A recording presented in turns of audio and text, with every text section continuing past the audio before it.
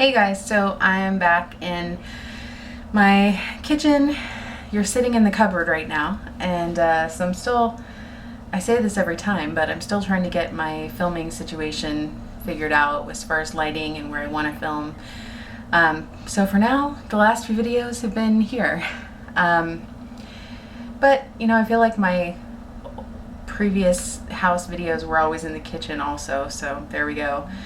I just got home at 7:30 at night and had a therapy appointment after work. So I'm making dinner right now, and while that's cooking, I thought I would talk to you guys. As you can see from the title, it's going to be talking about eating disorder behaviors, more specifically my behavior. And I haven't really talked about that in a while.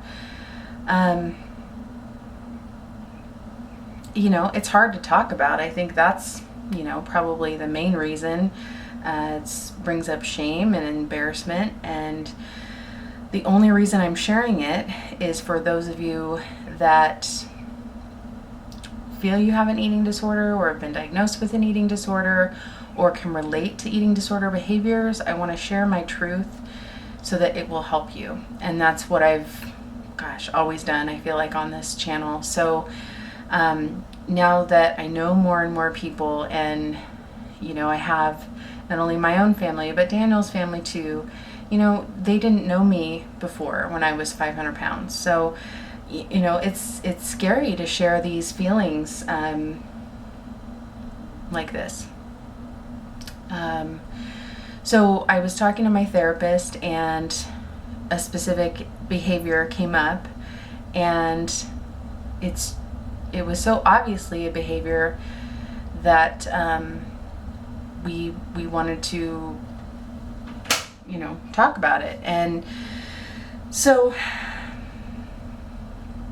you know, it may not seem like, and I'm sorry, I'm doing a lot of prefacing here, but it may not seem like that big a deal to you if you've never had experience with eating disorders, or you don't relate to it. It may not seem like that big a deal, but for me, someone with my history, it's a bit of a red flag. So I had traveled back to Eugene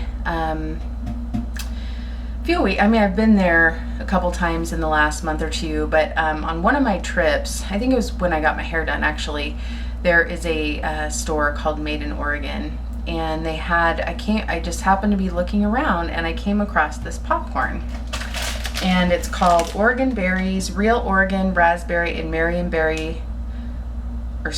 Real Oregon Raspberry and Marion Blackberry Popcorn Blend. So basically like caramel corn, except it's fruit flavor. And at my highest weight, actually, I used to make popcorn balls with combination of corn syrup and Jell-O flavoring, and this tasted a lot like that. So, you know, instantly it set off all of those triggers of, this is really yummy, and the text. So you've got the combination of the sweet, the fruit flavor, and the crunchy factor. Now, I have braces. Should I really be eating sugar-coated popcorn? Probably not. But I, you know, justified it in that I'm going to eat it slow and try not to hurt my brackets. So I had that bag of popcorn, you know, a month ago or a few weeks ago, and I kept thinking about it, and I kept thinking about it, and I wanted more, and I wanted more. And then I decided to go to their website, and I couldn't remember the exact name, so I had to like Google it, and I finally found their website. And then that was this weekend. And for a 10-ounce bag, so this is a 5-ounce bag, for a 10-ounce bag it's $8.95, and then you gotta pay shipping. And I almost ordered it, and I stopped myself, and I'm like, okay, do I really want to be ordering this from their website? Like, really? And so I stopped myself, and then I kept thinking about it. And so then I, on Saturday, was out and about, and I decided I would make a special trip to the mall and go get this popcorn. So I parked, got out. This store is in the middle of the mall. I walked to the middle of the mall. I didn't have any other stores to go to. Walked to the middle of the mall, went in, found the popcorn. Instead of buying one bag, I bought 4 bags. And I justified it like, $20, not a big deal. So, because for a 5-ounce bag, it's $4.95. So I'm like, oh, not a big deal. So I go up, I ring out, I'm walking back, I'm like in my head, like going over, comparing the online price versus the in-person price and justifying it. Well, I had to make the trip there. I could have got it delivered at home, but then I would have paid shipping. So this back and forth, these kind of almost obsessive thoughts. And then, comes down to it's just popcorn. But it wasn't about the popcorn. It's the grooming of it. It's the anticipation. It's the planning. It's the incentive of making that trip. Are they going to have it? Because that was on my mind. I've never bought it at this store before. What if they don't have it? Then I have to buy it online, and I get there it is. You get that excitement, and I had it, and so I ate a bag when I got home that night. And then I also had a bag, I think, sometime over the weekend. I don't remember what day. But yeah, so I still have 2 bags left.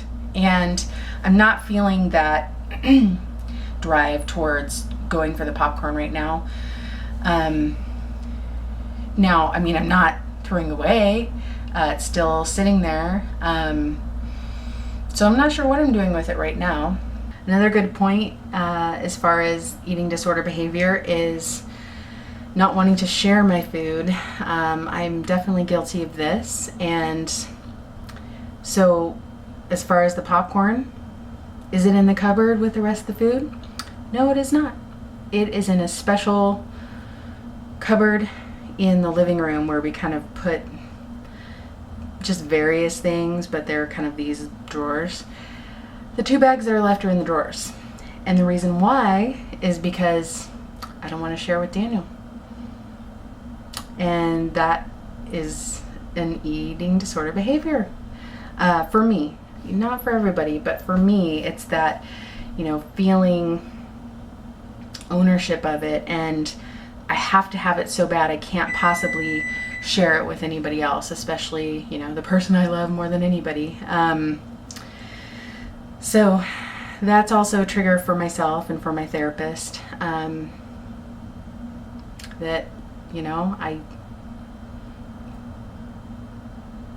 an eating disorder can be a pretty selfish place to be.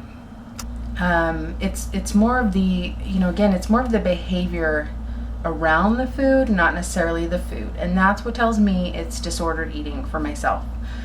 That obsession, that planning, the anticipation, the routine, the routine of it is definitely an eating disorder behavior for me. And so I hope you guys can relate, those of you that struggle with eating disorders, and can get something from this video. I don't know that there's a moral of the story, but again, I'm sharing my truth, I think, because it helps me, and I hope it'll help you. So there I am, thinking about it after the fact. I mean, my therapist and I talked about, what was leading up to the behavior. I've had a particularly stressful time lately, and I had a migraine on Friday, couldn't go to work. I mean, it's been a hard time the last, week especially. So that's part of it. I definitely need to try harder to find support here, in-person support. I haven't been going to OA for quite a long time. I don't know if OA is the way to go, or a separate eating disorder group therapy, or just a support group. There's also bariatric support group. I have a lot of options here, and I want to face recovery again versus just kind of, staying afloat. This last weekend I was flooded with emotions and having a hard time seeing straight. So So I need to find a solid support system. And I love my friends and family back home, and I miss them. And of course, I still am in contact with them.